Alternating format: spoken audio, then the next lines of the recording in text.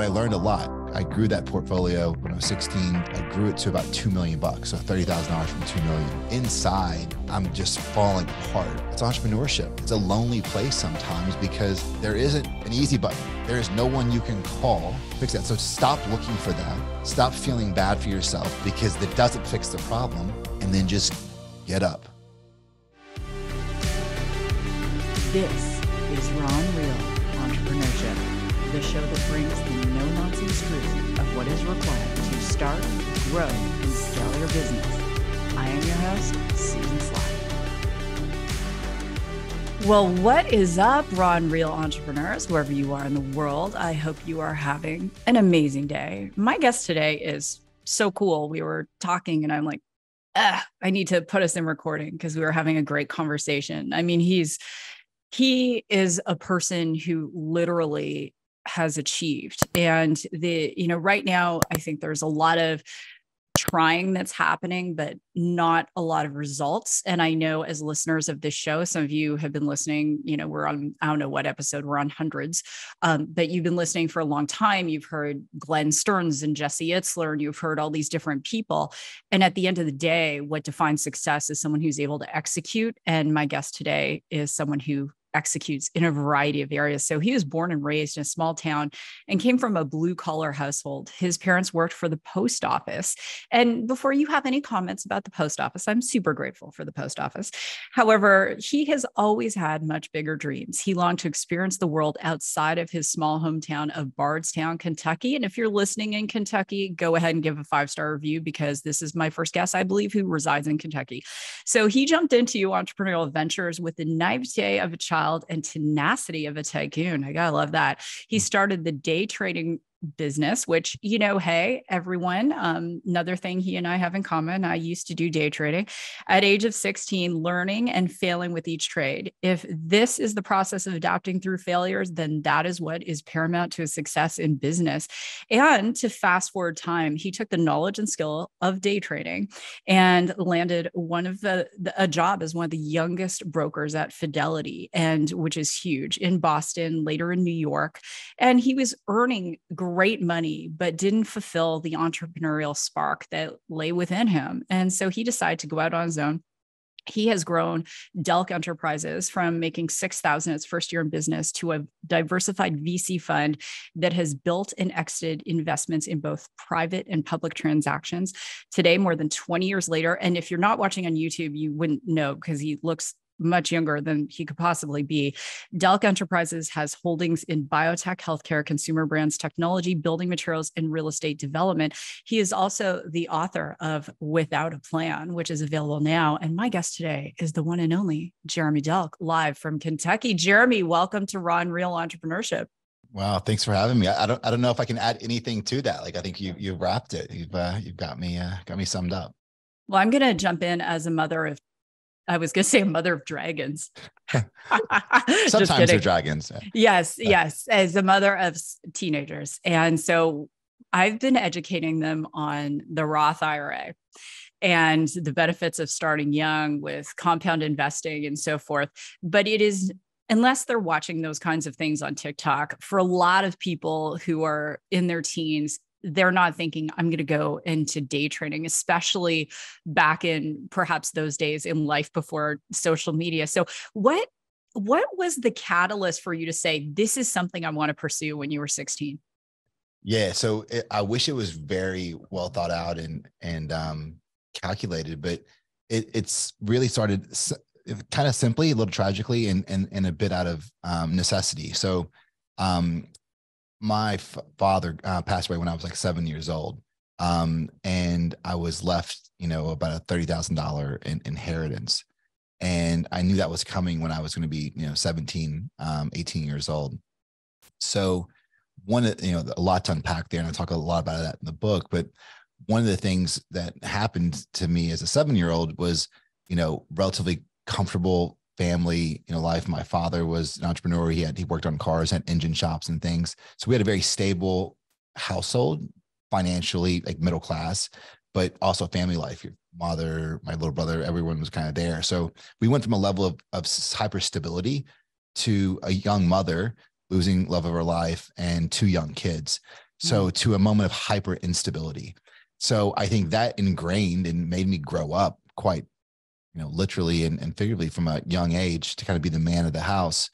And I realized then, that little boy, that I never want to do that again. I'm very cautious. I'm talking much slower than I usually do because I understand I usually, if anyone watches me on social, I do curse a lot. So I'm being try to filter through.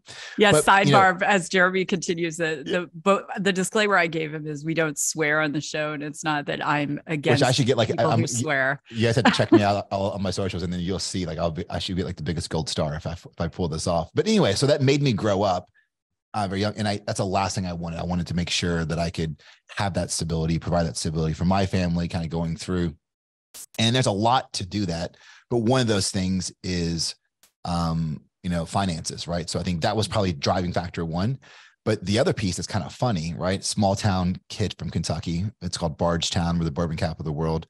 I always had, you mentioned the bio, like this idea of, I was a decent looking kid, had some girlfriends, I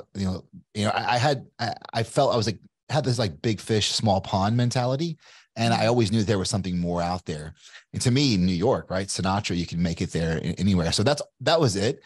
And, my education about New York, I had never been there, was movies, right? So it was like, you see Godfather, right? So my last name is Delk. So I don't think I'm going to any mob crime families. So that was out for me, or Wall Street. Like that was the two things. So I think New York, Wall Street, and then money, that's what kind of got me interested into it, and just started watching, reading, Investor Business Daily, Wall Street Journal. And my mom, God bless her, she's, really kind of, always been there for me as best as she could, but she's really encouraged that failure, maybe because she couldn't stop me anyway. But I think always just like, yeah, here you go. And like signed over that, custodial account where I had trading access, and, cashed out of Disney and I think it was 20th Century Ultra Mutual Fund.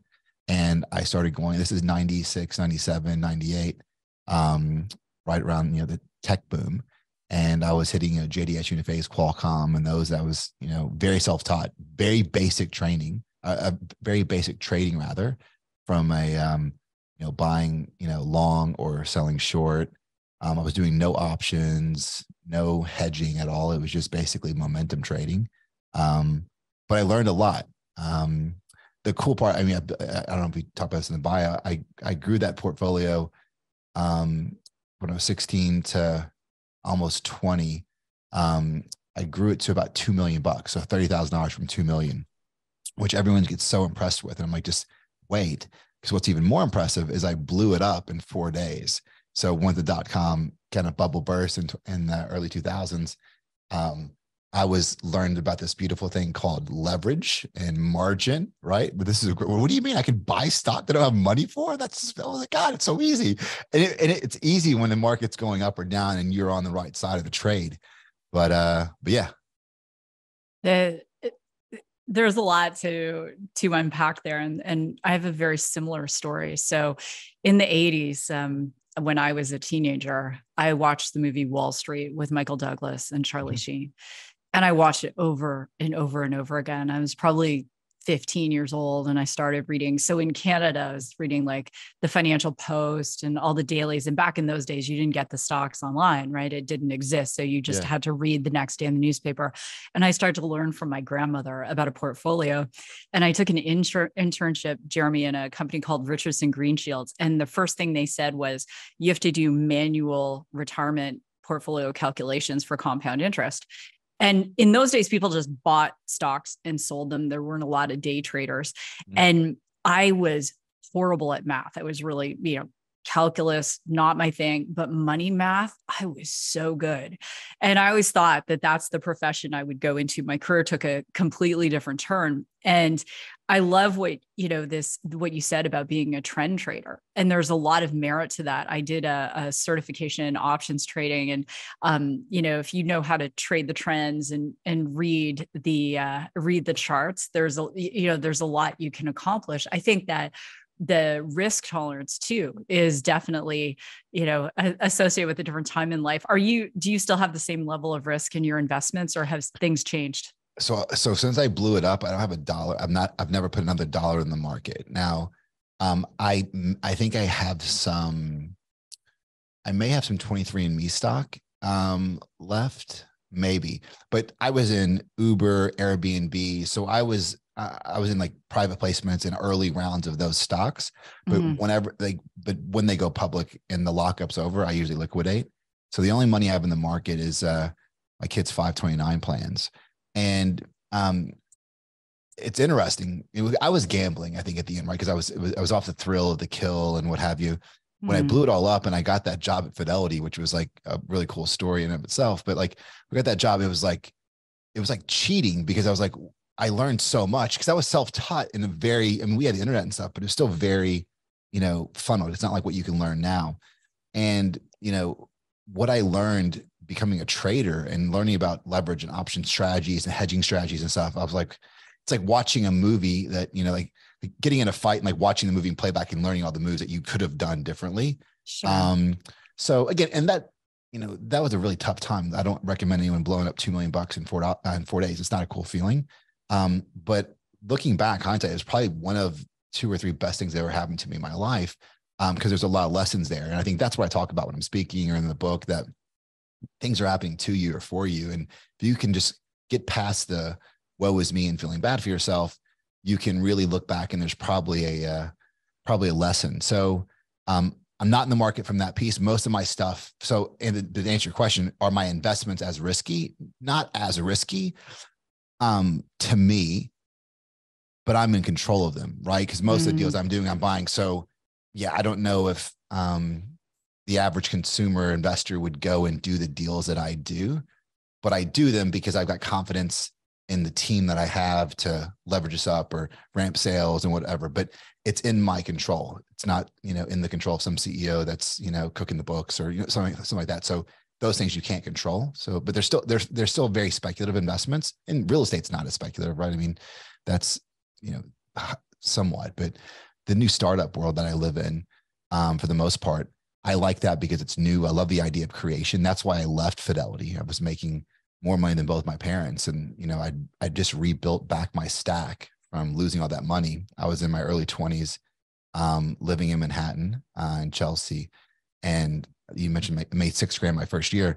Sounds cool. You're profitable your first year of business. Well, my rent was like $5,500 a month, right? So like back then, real right? money, yeah, real exactly, yeah. So yeah, inflation index that to now. It's like yeah, but that's what it was. And you really look at that and you're like, but I need that. I'm wired that way, that I need, my back against the wall. But I couldn't see myself doing that for 20 years. And I've got buddies I'll see in New York next week when I go up there.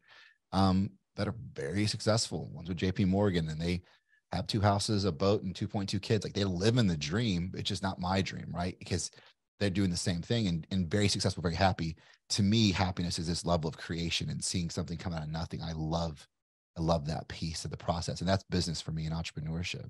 Once I get the business to a certain level, you mentioned taking some companies public and private and exits. You have to be good at what you know. And not what you know, but what you like doing. Like, I know myself, if you like, I do a lot of coaching and stuff. And if you got a business and you're doing 10, 20 million bucks and you want to grow that incrementally by 8 months or like 8%, the last person you should call is me. Cause I would just break the thing, right? Because like, that doesn't excite me. I want to really kind of lever it up and disrupt things to kind of go through. And then once you have that piece on the stable piece where it's, 100, 120 employees, that's when you put the adults in and let them kind of run it. And then I go and start my new, small deal. I love that. And what I hear from you is this, that you're very clear on your zone of genius, and successful entrepreneurs are. They know. They also, you're also, Jeremy, so self-actualized, because when you will get bored, that isn't in the best interest for the company at that point. And yeah. And even for myself, I have some PPM investments because I invest, right? And I look at it like, what do I invest in? And what traits are those, for those companies, do I also want to possess to be investable? Right. And so, like you, I'm very clear on what my zone of genius is, and 8% gains don't excite me, especially in the startup world, because you look at like our growth was 800% last year to this year. And so, that's exciting to me. Right. No, you're not going to hit that every single year, but you have to have a clear path to know exactly how to get where you're going to get to, why you're going to get there, and what wakes you up every day. Let me ask you this. I want to talk about fidelity some more, but I want to, you brought this up. What, in your opinion, makes a company investable? Because I've had different venture capitalists on the show who also came out of the entrepreneurial world, and there are some similarities, but there are some differences. And I'm curious to hear your take. Yeah. I mean, I'm in Kentucky right now, and, grew up here. It's the jockey, right? It's very rarely the horse, right? It's really the team. Who is the team? And that's also a good question. That it doesn't mean who that person is. Like, for an entrepreneur, I know your audience, some people are either thinking about going out on your own and, starting, or just getting started, or just trying to scale. So don't get discouraged by that, because depending on where that business is in the life cycle, you need a different figure, right? Just like I even said, I displaced myself at a certain period because that business has a different need. So it really comes down to the individual. And then, for me personally, it's something that I'm interested in, excited about, or I think I can really help, right? Because that's the only thing I'm going to put my money in, is if I can. I'm not going to just put money in to help. Like I need to be able to add, strategic capital as well, that maybe I can help, bring my marketing team on, or, finance, or whatever that is. But it really is the team. And then, just do you believe in the idea? Are you, aligned from your value state? And that's it. So that's a very broad answer. It's very much the person. And then I think another piece from a tip, because I get pitched deals all the time, especially young entrepreneurs, they come in and they're so nervous. They're going to come in and have a meeting to pitch you, Susan. They're going to read your background. They're going to read all these things, and they're going to just have an answer for every question. That's their goal, right? And they fear, like, if they don't have the answer, you're not going to invest in them. If some young kid comes in my office with an idea and has the answer to every question, I won't give him, I won't validate his parking, right? Because I don't have all the answers, and I've done a little. I don't have all the answers. So the moment that you can be authentic, which I'm so proud of myself. I don't know how long we are this. I've not cursed yet. I'm like a genius, but you're amazing. The moment, but I thought about, I don't think cursing is a great thing, but it's naturally who I am. So as long as you're coming from a good heart, that's why I do it sometimes. But here's our deal. If you love that level of authenticity and vulnerability, that's it. Because people do business with people. Yeah. And again, if I'm in a boardroom or however I conduct myself, that's how I am. And it's not good or bad, but it's real in my heart there. And I'm a loyal guy and honest guy. But that also breeds vulnerability of, like, I don't know, or, I'm really good at this, but I'm scared. Like, there's a lot of money in the accounts, but, like, I don't know if we owe people money. Like, those are great things for a founder to come, because if you can be that way with your investor, as you should be authentically, they can help you. But if you don't let them know that that's your weakness, they're going to say, oh, well, yeah, well, Susan's got the financing down, so let's not worry about it. But you're sleeping up about. So if you have to be vulnerable, and that's within business, life, relationships, you just have to. And if you can just get past your own BS, look at me. If you can get past your own BS of, like, hey, let's just communicate what I need. I need your help. It's hard to say. It's hard to be vulnerable, but that gets you to where you want to go much quicker. And you have that level of trust and respect of, like, thank you, I can help you, or I can't. Both are still great places to get to as a true and fair solution. I love that. And my deal for you is, I do business in Kentucky. We have several locations that we service with Radius. So next time I'm there, we can have a cocktail, and you can just swear the whole time. Done. Deal. I'll take you up on that. And to all the parents listening who have your kids in the car, who write in, I want special love for Jeremy for, like, resisting the swear, which is awesome.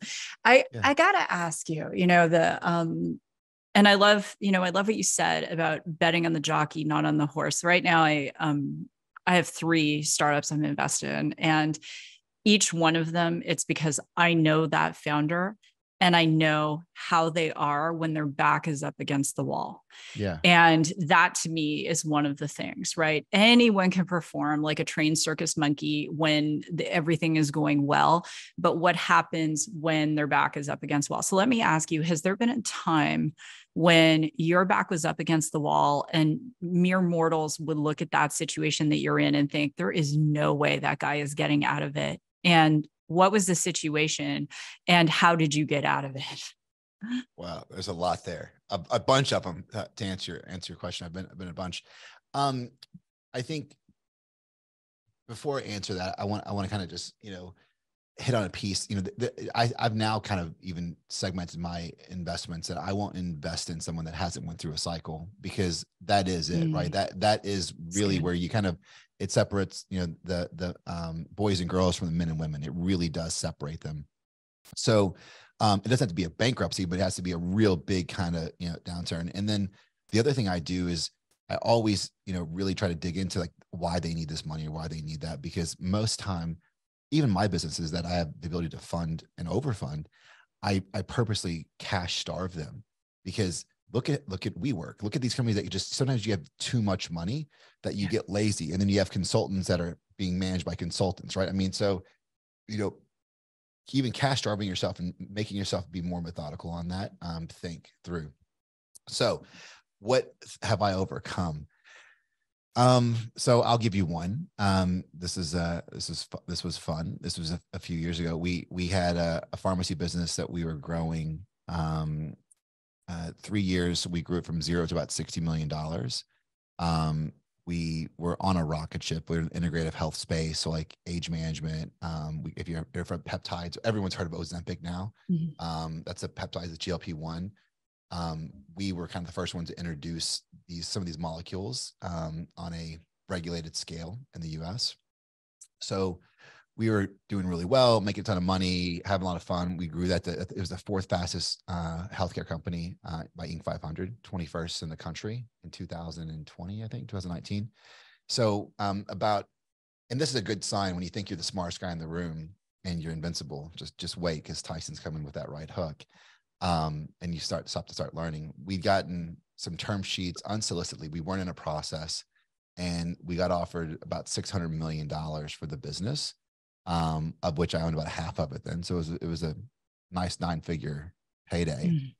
I've already done, and I don't want to discount that money, but I turned it down.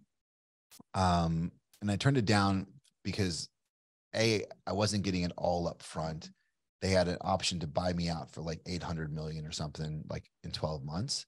And like, that's what really made me kill the deal, because I'm like, well, why? They're putting a cap on what I could do. And I was growing this rocket ship. And I'm like, you know what? I'm going to turn it down. And then in a year, I can probably get $1 billion. Cause I've already done okay.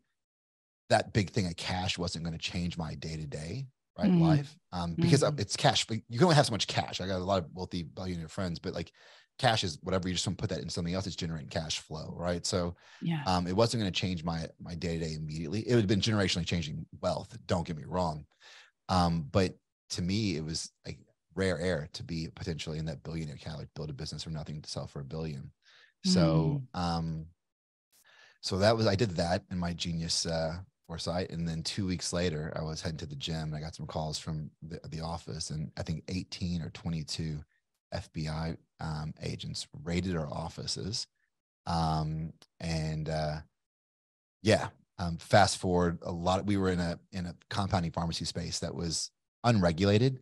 And still there's 30 pharmacies doing the same thing we were doing. We were just the biggest, and ended up costing me a few $1 million in fines. And, I sold that business for about, I think, $7 million. So several zeros off, but I actually could have sold the business for probably twice that to a company that would have, rolled up. And this was another Kentucky-based business, and they would have taken the business book and moved it to, I think this group was out of Florida that was looking at it. And this is March. No, this is March of 2020, COVID, right? And I live in this town, and it would have displaced about 110 employees. So we ended up taking half what we could have gotten, kept the jobs, and that business is still around today. So Um, to answer your question, how I got through it, a lot of resilience and probably some, you know, going through a couple of cycles myself, right? Losing a bunch of money at a young age, building yourself up. I mean, you start to flex those muscles and you can realize that, hey, everyone's had these really bad days. Hopefully you haven't had a business that you left, you know, $500 million on the table, but we've all had what we feel like are the worst days, but we're still here. You're still in the car with the kids. You're listening to this podcast. And that's whether you lose a family member, a spouse, whatever. We've all had these traumatic losses, but humans are resilient. So it's, you know, and don't get me wrong, my wife got me through it. It was a really, really bad place mentally because it's so easy to be a victim. And truthfully, we're not a victim. We didn't do everything right, and we grew fast. I mean, you don't grow something from 0 employees to 120 and $60 million without, you know, getting a few speeding tickets. So like we definitely, you know, we're outside of our lanes and in a few capacities, but you have to show up, and that's what entrepreneurship is, right? And it's tough, right? I remember that next day, I wasn't in the office when it happened. I was going to the gym. I'm in the office like 10, 11 o'clock. I get more work outside the office than in it, but you have to show your face, right? You got to go through there. You got to be there for your people. So that next morning, we opened the pharmacy at 8. I was there at 7 o'clock in the morning. And I was like, for sure, no one was going to show up, right? Like it's over, right? And every single one of my staff showed up, including someone that was her first day of starting. She was actually in HR. She showed up the day of the raid, which was hilarious. But they all showed up, and I had to put on a good face. I mean, I had to listen, guys. Here, this is where we are. We're gonna get through this. We got good intentions. We're gonna do whatever we can do, but just, you know, when I get nervous, you guys can get nervous. Inside, I'm just falling apart. But that's entrepreneurship, right? It's a lonely place sometimes because there isn't an easy button. There is no one you can call to fix that. So stop looking for that. Stop feeling bad for yourself because that doesn't fix the problem, and then just get up.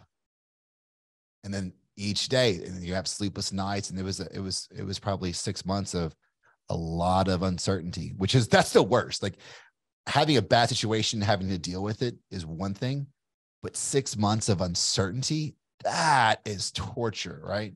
But you just got to kind of get through it and either be a victim, and, you know, that defines you, that moment, or you define it and take that into a positive, and where I can, you know, try to hopefully talk to people and say, like, you know, use my, you know, success and failures. I mean, my book is all about failure.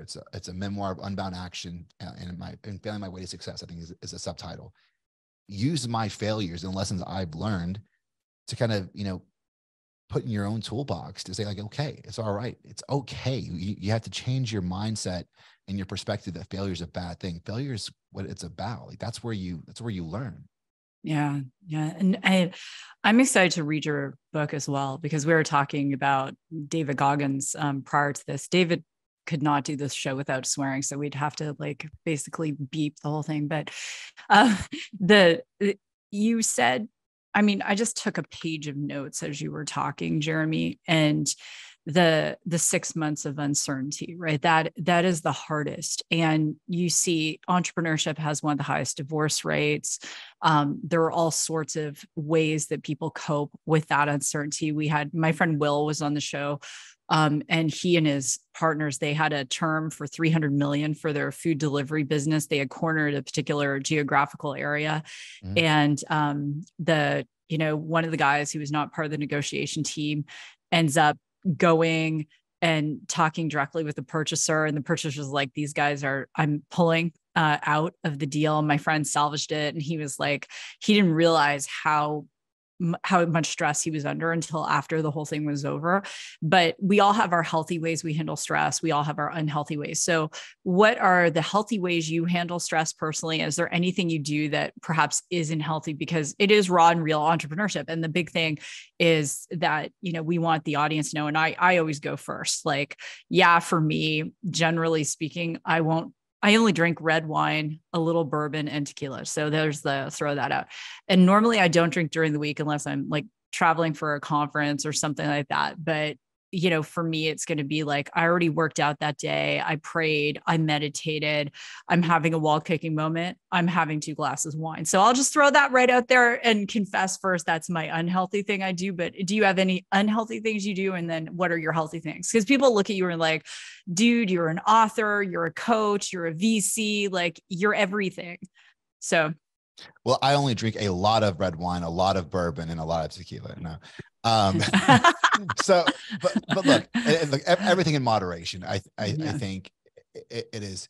I think, habits are hugely important, and you just have to be cognizant of what's a good habit and a bad habit. Going out with your buddies or your girlfriends and having a bottle or two of wine and just escaping, that's nothing wrong with that. Like, but it can't be the habit that you do all the time, right? It's those kind of pieces. But, I work out, religiously, right? I'm 40, now things are breaking at 43 and, going that, that's a whole other. Dude, I have almost 10 years on you. So we won't go there. We're not having that. But peptides. Oh, exactly. Yeah, but my doctor buddies are like, Delk, just because you can bench this much money, this much weight, you don't need to do it. I'm like, sure, it's fine. But still in your head, I feel 19, but that's a good habit.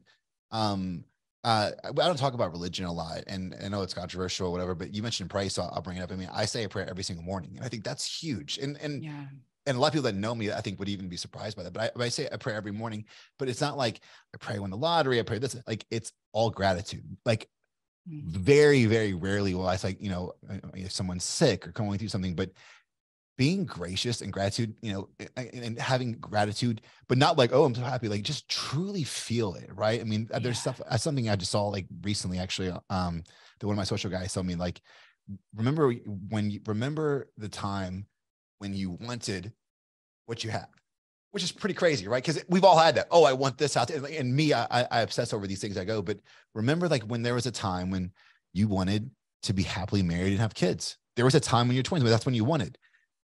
And that's all you could yearn for. But then you have it and you kind of take it for granted. Remember when you want to start your own company? Remember when you wanted to do this, and then you get that, and then you take that for granted. I think just really having gratitude and really living in the moment and kind of going through and just having that good gut check those are the healthy things that you can do. And ask yourself why you're doing the things that you're doing, right? And I told you I break businesses. I've had destructive behaviors personally, right? And I think I really want your feedback on the book. You'll give me an F on the rating for language, but I read both Goggins books, so don't worry. That's true. Yeah, you told me that. Yeah, so I'm good. Yeah, I'm like Sesame Street compared to David, but you'll see. I get more compliments and feedback from the book about the personal side than the business side. And there's really good business stuff in there. I'm not trying to like toot my home, but there's really good business tactics and tools and things that are good examples I think you can learn from. But the biggest compliment to me is the personal side of things that you get from it. Because when I first started writing it, it was kind of BS, right? It was all business. And like, that's only half of my life. The other half is how it affects you. And no one talks about that, right?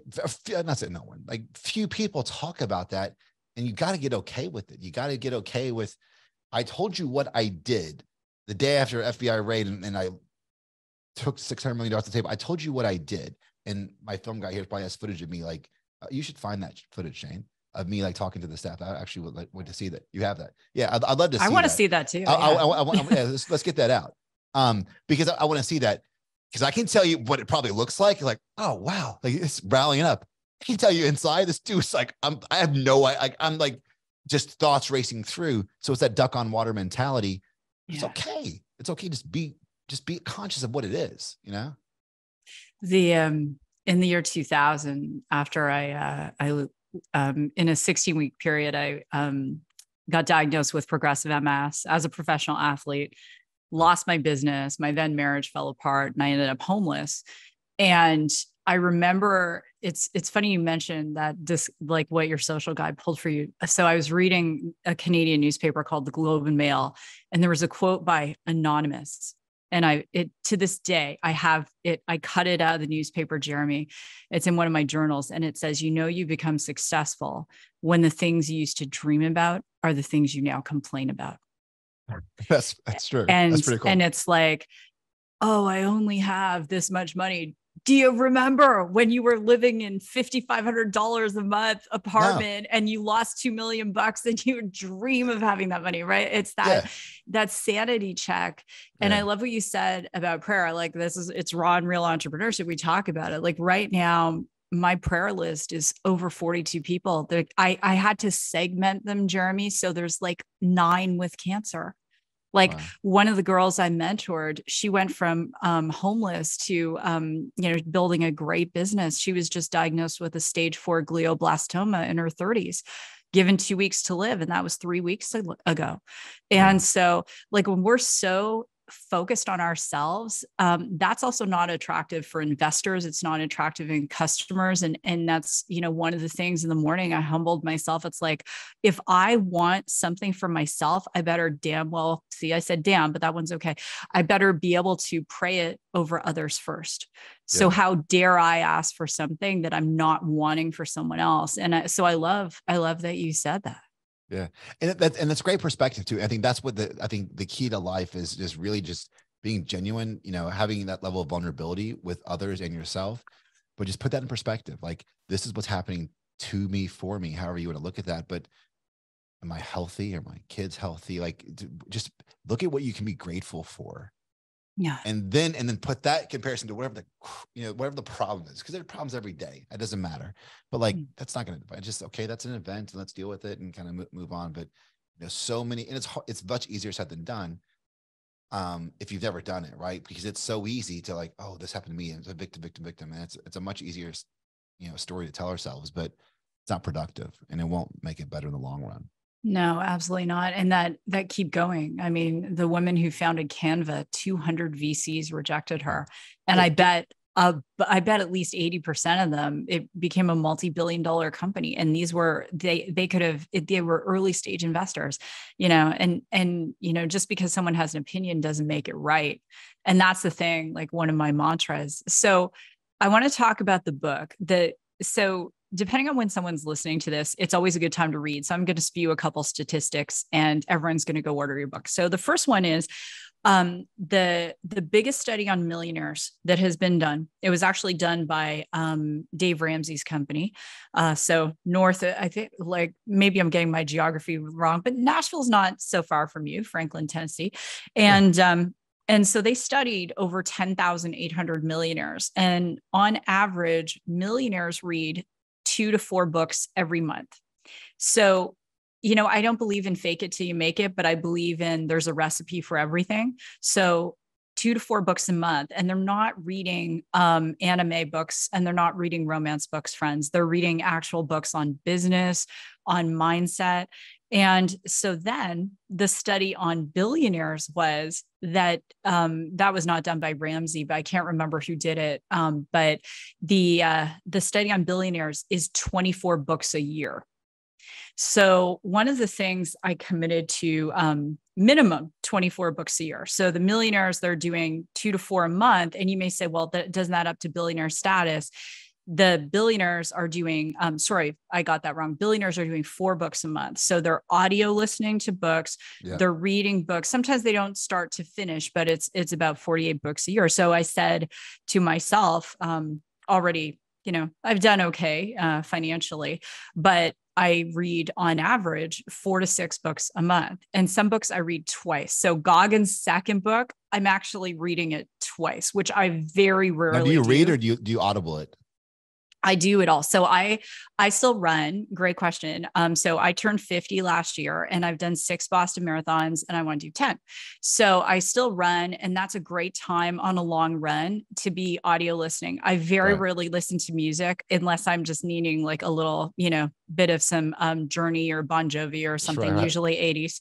And so I audio listen and then I physically read as well. And that, every day.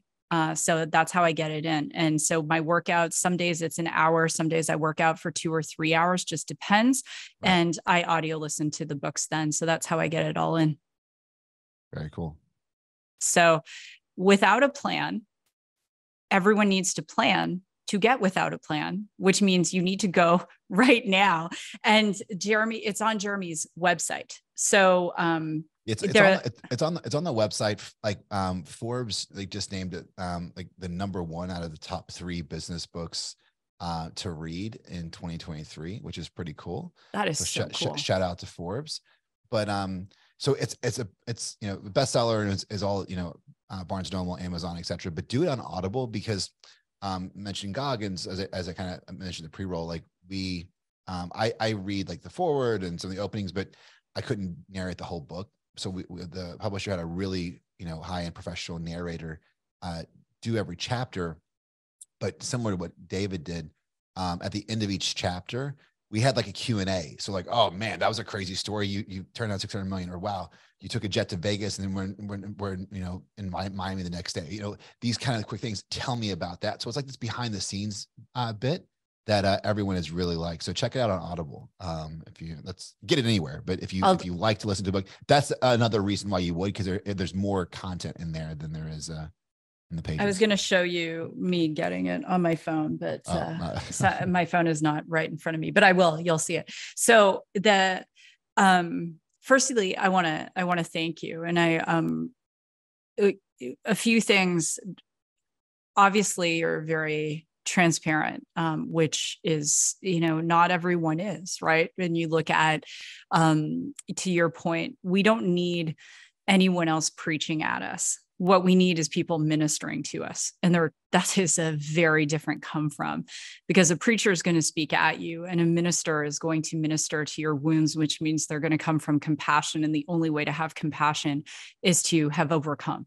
Yeah. And so thank you for that, Jeremy. And I'm excited to, you and I are going on a long run together, brother. So I'm excited for that. Let's do it. And definitely hook me up when you get into Lex. I would love to show you. My buddy just opened up a new hotel called the Manchester. So check it out. Beautiful hotel.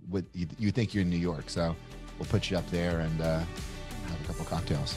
All right. It is on. Well, Jeremy, thanks again for being here. I want to give a shout out to everyone listening. Jeremy and I would love a 5-star review. We don't want 4-star reviews because leaders ask for what they want. Hit us up on social. Let us know what you're taking away from the show. And if this show has helped you in any way, definitely reshare it because we would love that. So with that, God bless, go rock your day. And I will see you in the next episode.